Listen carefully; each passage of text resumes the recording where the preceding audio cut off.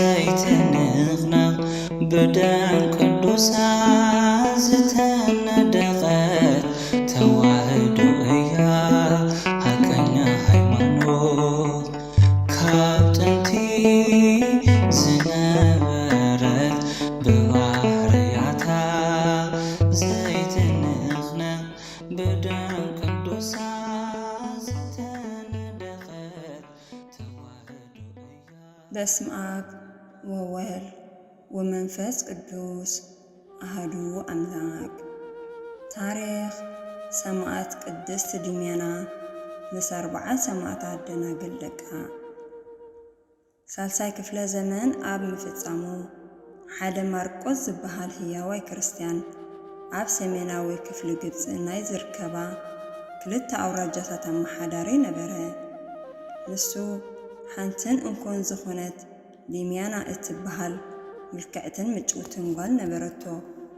በዓልቲ ቤቱን ማርቆስ ድሜና ጓሉ ገና ቆልዓ እንክላ ስለ ዝሞተት ጓል 3 ዓመት ምስ ኮነት ናብ ቤተ ክርስቲያን ወሲዱ እግዚኣብሔር ክባርኻን ኣብ ዕቕብኡ ንኽሕልዋን ምጽዋት ኣቕረበ። በዚ ድማ ፍቕሪ ክርስቶስ እናምሃረ ንኽዕብያ ንቅድስቲ ድሜና ናይቲ ኣውራጃ ጳጳስ ንዝነበረ ሃባ። እቶም ኣቦ ድማ ከይጽምዋ ብምባል ኣብቲ ከተማ ንዝነበራ 40 ደናግል ህፃናት ኣምፂኦም ብሓንሳብ ክምህርወን ጀመሩ። በዚ ድማ ካብ ህፃንነታ ኣትሒዛ ኣብ ናይ ብሕታ ክፍሊ ምጽላይን ቅዱሳት መጽሓፍቲ ምንባብን ትፈቱ ነበረት። ቅድስቲ ድሜና ጓል 12 ዓመት ምስ ኮነት ኣቦኣ ንሓደ ወዲ ንጉስ ከመርዕዋ እኮ እንተደለየ ንሳ ግና መርዓት ክርስቶስ ንምዃን ገዛ ርእሳ ብድንግልና ክትነብር ከም እትደሊ ነገረቶ። ንሳ እንኮ ጓሉ ስለ ዝኾነት ምስኡ ኣብ ቤቱ ክትነብር ተማሕፀና። ንሳ ግና ካብ ናይ ዓለም ፈተና ርሒቓ ምስ ኣሕዋታ ደናግል እትነብረሉስ እትኽእል ስፍራ ንኽሰርሐላ ለመነቶ። ኣቦኣ ኸዓ ሰፊሕ ቀጽሪ ዘለዎ በዓል 3 ደርቢ ርሻን መጀርዲሩ ሰርሐላ እሞ እመብኔት ብምዃን ኣብኡ ህይወት ምንኩስና ጀመረት። ዝያዳ ኩለን ኣሕዋታ ኣብ ናይ ብሕታ ክፍሊ ተዓፅያ ብጾምን ጸሎትን ተወሲና ትነብር ነበረት። ኣርያማዊ ንጉስ ደቅሊጣኖስ ንጣዖታቱ ኣጵሎስን ኣርጤሜስን ምምለኽ ንዝኣበዩ ህዝበ ክርስቲያን ምእሳርን ምቕታልን ኣብ ዝጀመረሉ እዋን ኣቦኣ ማርቆስ ኣብ ቅድሚ ጣዖታት ንኽንብርከኽን ዕጣን ንኽዓጥንን ስለ ዝተሓተተ መጀመርያ ዓበየ። እንተኾነ ግና እንተዘይኣሚንካ ንጓልካ ምስተን ምስኣ ዘለዋ 40 ደናግልን ክንስይፋ ኢና ምስ በልዎ ንጣዖታት ክዓጥን ፍቓደኛ ኾነ። ነዚ ጉዳይ ሰምዐት ጓሉ ሰማዕት ቅድስት ድሜና ቀልጢፋ ካብ ገዳማ ብምውፃእ ብቐጥታ ናብ ኣቦኣ ኸደት እሞ ኣቦዬ እንታይ ብዛዕባኻ ሰማዕኹ? ንፈጣሪኻ ንእግዚኣብሔር ምኽሓድ ብኢድ ንዝተሰርሑ ጣዖት ምምላኽ ካብ ምስማዕ ሞትካ ምስማዕ መሓሸኒ ነይሩ። ከመይ ኢልካ ኸ ነቲ ደሙ ስለኻ ዘፍሰሰ መድሓኒኻ ክሓትካ? ከመይ ኢልካ ኸ ብኢድ ንዝተሰርሐ ስፍራ ሰይጣን ዝኾነ ጣዖት ሰገድካ? ኣቦዬ ኩሉ እቲ ዝገበርካዮ ዝሐንኽን ዝሕፍርን እዩ። እንተ ደኣ በዚ ዘለኻዮ ክህደት ጸኒዕካ ንጣዖታት ብምኽሓድ ናብ ኣምላኽ እንተዘይተመሊስካ ኣቦይ ኣይኮንካን፣ ኣነ እውን ጓልካ ኣይኮንኩን።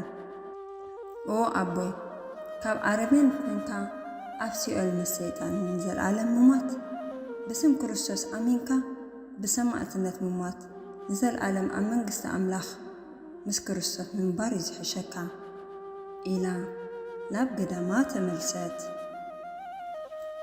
ኣቦኣ ማርቆስ ብቓላታ ልቡ ተተንከፈ። ኣምሪሩ ብንስሓ እናብኸየ ድማ ኣነ ሓጢአተኛ እየ፣ ኣብዞም ስራሓት ሰብ ዝኾኑ ጣዖታት ብምውካለይ ኣብ ስፍራ ሰይጣን ብምስጋደይ ኣዝየ ተጋገኹ። ኦ ምስጉን ዝኾንካ እግዚኣብሔር ነዚ ኸስተውዕልን ካብ ማዕሙቕ ሓጢአት ንኽወፅእን ነዚኣ ሰዓት እዚኣ ዝፈቐድካለይ ካብ ልቢ የመስግነካ ኣለኹ። ኣነ ኣብዛ ሰዓት እዚኣ ሰማያዊ ተስፋ ኣለኒ። ብስም ጎይታዬን ኣምላኸይን ኢየሱስ ክርስቶስ ኣሚነ ክመውት ንዘለዓለም ድማ ምስኡ ክነብር እየ በለ። ብድሕሪዚ ኣቦኣ ማርቆስ ብቐጥታ ናብ አንጾኪያ ብምኻድ ንኸሓደ ዲዮቅልጥያኖስ ፈጣሪ ሰማይን ምድርን ንዝኾነ እግዚኣብሔር ምምላኽ ገዲፍካ ከመይ ኢልካ ንጸማማትን ዓባሳትን ስፍራ ኣጋነንቲ ዝኾኑ ብእምንን ዕንፀይትን ዝተሰርሑ ጣዖታት ተምልኽ። ስም ኢየሱስ ሰናይ ዝኾነ ስም እዩ። ሕያው ዝኾነ ስም ጎይታ ኢየሱስ ዝተመስገነ ይኹን በለዎ። ኣቦኣ ማርቆስ ገጹ ብትምህርተ መስቀል ድሕሪ ምምእታብ ኣነ ብኣብን ብወልድን ብመንፈስ ቅዱስን ሓደ ኣምላኽ ኣምን በለ። ንጉስ ዲዮቅልጥያኖስ ድማ ከምዚ በሎ፣ ኣነ ዕርክነትና ክሕሉ ብዙሕ ተጋደልኩ፣ ንስኻ ግና ኣብ ቅድሚ ኩሉ ህዝቢ ኣወረትካኒ። ከምቲ ዝሕማቕ ጌርካ ዘዋረትካኒ ከዋርደካ እየ ኢሉ ብምፍርራሕ ቀልጢፉ ክጠዓስን ተመሊሱ ኣብ ቅድሚ ጣዖታት ክንብርክኽን ዳግማይ ዕድል ሃቦ።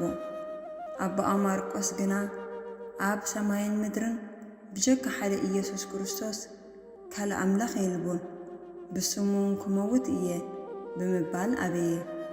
ንጉስ ዲዮቅልጥያኖስ ንማርቆስ ክስይፍዎ ኣዘዘ እሞ ኣብ አንጾኪያ ኣብ መጀመርያ 4ይ ክፍለ ዘመን ሰማዕትነት ተቐበለ። ሰማዕትነት ዝተቐበለሉ ድማ ብ5 ሰነ ኣብ ቅድስት ቤተ ክርስቲያን ንዘለዓለም ተዘኪሩ ይነብር።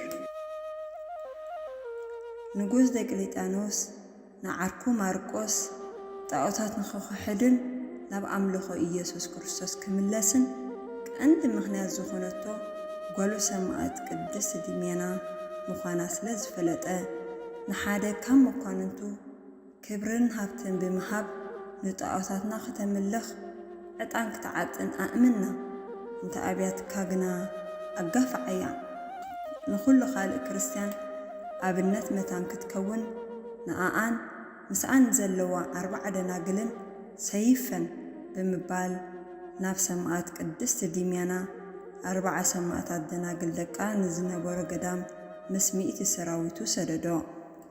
ሰማዕት ቅድስት ዲሜና እቲ መኮነን ምስ ሰራዊቱ ኣብ ጥቓ ገዳም ከም ዝበጽሑ ምስ ረኣየት ንእግዚኣብሔር ክሳብ መወዳእታ ህይወታ ጽንዓት ሃይማኖት ክህባ ድሕሪ ምልማን ነተን 40 ደናግል ደቃ ምእንቲ ክርስቶስ ክትሞታ ፍቓደኛታት እንተኾይንክን ኣብዚ ምሳይ ጽንሓ፣ እንተዘይክኢልክን ግና ካብ ሕጂ ብኣግኡ ህደማ ወላኳ እንተብለተን እተን 40 ደናግል ደቃ ግና በፍቕሪ ክርስቶስ ስለዝተማረኻ እናበኸያ ንሕና ንዓለም ንዒቕና ኣብዚ ገዳም ክንነብር ቀንዲ ምኽንያት ዝኾንክና ንስኻ ኢኺ።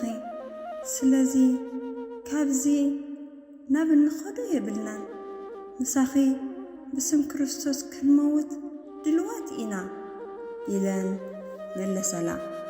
ብድሕሪዚ እቲ መኮነን ናብቲ ገዳም ኣትዩ ኣነ ብንጉስ ዲዮቅልጥያኖስ ተለኣኽኩ እየ፣ ብቓላቱን ንኣማልኽትን ክተምልኺ እእዘኪ ኣለኹ። ነዚ እንተፈጺምክ ድማ ዝደለኽዮ ክህበኪ እየ ብምባል መልእኽቲ ንጉስ ዲዮቅልጥያኖስ ነገራ። ሰማዕት ቅድስት ዲሜና ድማ ብትብዓት እቲ ዝለኣኸካን ንስኻ ዝተለኣኽካን ርጉማት ኢኹም፣ ብጀካ እቲ ሓደ እንኮን ሓቀኛን ኣምላኽ ኣብን ወልድን መንፈስ ቅዱስን ዓለም ዝፈጠረ እግዚኣብሔርን መጀመርታን መወዳእታን ዘይብሉን ኩሉ ዝፈልጥን ኣብ ኩሉ ዝርከብን ንኩሉ ብሓቂ ዝፈርድን ካልእ ኣምላኽ የልቦን። እንተ ኣነ እሞ ጎይታዬን መድሓንየን ንዝኾነ ኢየሱስ ክርስቶስ ሰናይ ዝኾነ ኣቦኡ መንፈስ ቅዱስን ንቅድስት ሥላሴ ኣምን፣ ንኡ እምስክር፣ ኣብ ስሙ ጸኒዐ እመውት፣ ንዘለዓለም ምስኡ ይነብር በለቶ። ብመልሲ ሰማዕት ቅድስት ዲሜና ዝተቆጥዐ መኮነን ሰራዊቱ ብዝተፈላለዩ ኣዝዮም መረርትን ኣሰቃቕትን ዝኾኑ ግፍዕታት ከሳቐይዋ ኣዘዘ። ድሕሪ ብዙሕ ስቅያትን ግፍዕን እግዚኣብሔር ምስ ወላዲቱ ቅድስት ድንግል ማርያም ምስ ኩሎም ቅዱሳን መላእክቱን በክብሪ ካብ ሰማይ ወረዱ። እቲ ዘዳለወላ ኣኽሊላት ክብሪ ገሊጹ ኣጻናኒዑ ቃል ኪዳን ኣተወላ። ንኣኣ ኸሳቕዩ ዝደኸሙ ዝበዝሑ ሰራዊት ኣብ ኣምላኽ ሰማዕት ቅድስቲ ዲሜና ብምእማን ኩሉ እቲ ዝጽዕርዎ ዘለዉ ከንቱ ብምዃኑ ነቲ መኮነን ነገርዎ እሞ እቲ መኮነን ድማ ንሰማዕት ቅድስቲ ዲሜና ነተን 40 ሰማዕታት ደናግል ደቃን ንኻልኦት 40 ዝኣኽሉ ምእመናን ንኽስይፉ ኣዘዘ። ብዕለት 13 ጥሪ ድማ ሰማዕት ቅድስቲ ዲሜናን 40 ሰማዕታት ደናግል ደቃን ካልኦት ኣመንትን ሰማዕታት ተቐበሉ። ሰማዕት ቅድስቲ ዲሜና ድማ 3 ሰማያውያን ኣኽሊላት ማለት ናይ ድንግልናኣ ትዕግስታን ሰማዕትነትን ተቐበለት። ክሳብ መፈጸምታ ዘመን ሰማዕታት ዜናኣ ዝሰምዑ ደቂ እቲ ከባቢ ዝኾኑ ህዝበ ክርስቲያናት ከምቲ ኣንሃብ ንቆፎ ዝኸብዎ ንቅዱስ ሬስኣ ካብ ዘለዎ ከይልዓሉ ኸቢቦሞ ነበሩ። ድሕሪ ሒደት ዓመታት መፍቀሪ ክርስቶስ ዝኾነ ቆስጠንጢኖስ ዓብይ ነገሰ። ንግስቲ ኢለንን ንሰራዊቱን ናብ ገዳም ቅድስቲ ዲሜና ሰደዶም እሞ ናይ ቅድስቲ ዲሜናን 40 ደናግልን ካልኦት ምስኣን ዝተሰይፉ ክርስቲያናት ሬሳ ከይተበላሸወ ረኸብዎ። ብኽቡር መግነዝ ጠቕሊሎም ኣብ ትሕቲ ባይታዊ በዓቲ ብኽብሪ ኣቐመጥዎ። ኣብ ልዕሊኡ መቕደስ ብምንባር ቤተ ክርስቲያን ሰርሕሉ። መበል 19 ፓትርያርክ ግብፃዊ ኦርቶዶክስ ቤተ ክርስቲያን ብፁዕ ቅዱስ እለእስክንድሮስ ብ15 ጉንበት ባርኽዎ። እቲ በዓቲ ቤተ ክርስቲያን ክሳብ ሕጂ ኣብ ጥንታዊ ስፍርኡ እናተሓደሰ ይርከብ። ቅድስቲ ዲሜና መስራቲት ምንኩስና ግብፃዊት ኦርቶዶክስ ቤተ ክርስቲያን እያ። ጸሎታን በረኸታን ናይ ሰማዕት ቅድስቲ ዲሜና 40 ሰማዕታት ደናግል ደቃን ምስ ኩሎ ህዝበ ክርስቲያን ይኹን። ምንጪ ናይ ኤርትራ ኦርቶዶክስ ተዋህዶ ቤተ ክርስቲያን ገዳም ደብረ ደናግል ሰማዕት ቅድስቲ ዲሜና ገዛ መንዳት በባህርያታ ዘይትንኽና ብደም ቅዱሳ ዝተነደቐት ተዋህዶ እያ ሓቀኛ ሃይማኖት ካብ ጥንቲ ዝነበረት በባህርያታ ዘይትንኽና ብደም